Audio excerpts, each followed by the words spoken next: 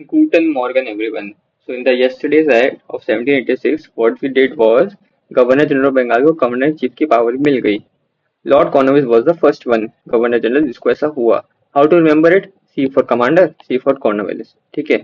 Now finally what was happening is, अब company को अच्छे से रेगुलेट करना है तो हम लोग चार्टर एक्ट लाएंगे. So there was a series of 4 charter acts जिससे कि company will get regulated more and more. तो सबसे पहले क्या हुआ कि जो ओवरराइडिंग पावर्स हमें पिट्स में मिली थी, जो कि क्या थी, पहली थी कि आपको कमांडर इन चीफ की पावर मिल जाएगी और दूसरा था ओवरराइडिंग पावर्स मिल जाएगी, वो सारे गवर्नर जनरल्स को दे दी गई. ठीक है.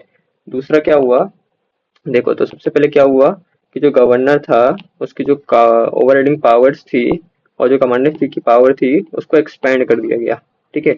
अब जैसे गवर्नर बढ़ रहा है और हमने देखा कि चार्टर एक्ट आए क्यों थे, basically charter act came to regulate the company. तो वो कह रहा है कि हम लोग कंपनी की जो ट्रेडिंग मोनोपोली है उसको 20 साल तक कर देंगे.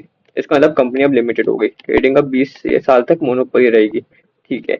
अब जैसे इनकी 20 साल तक मोनोपोली रहेगी तो क्या होगा कि ये लोग रेवेन्यू इकट्ठा करेंगे.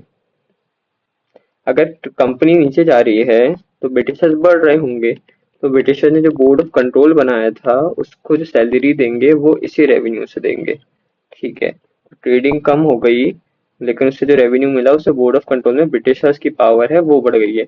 और क्या हुआ है, provisions were made so the commander chief was not to be a member of governor general's council.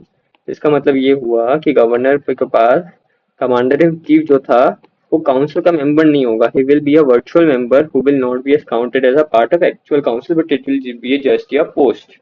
तो चार्टर एक्ट से कंपनी को कम कर दिया, ब्रिटिशर्स को बढ़ा दिया. और जो पिट्स इंडिया एक्ट था 1784 का, क्योंकि ये 1784 पिट्स 16 फोर स्क्वायर, तो 1784 में जो बोर्ड ऑफ कंट्रोल बना था उसको फाइनली जो रेवेन्यू मिलेगा वो मिलेगा ब्रिटिश के रेवेन्यू से, उसको जो सैलरी मिलेगी वो मिलेगी ब्रिटिश के रेवेन्यू से. So that's it.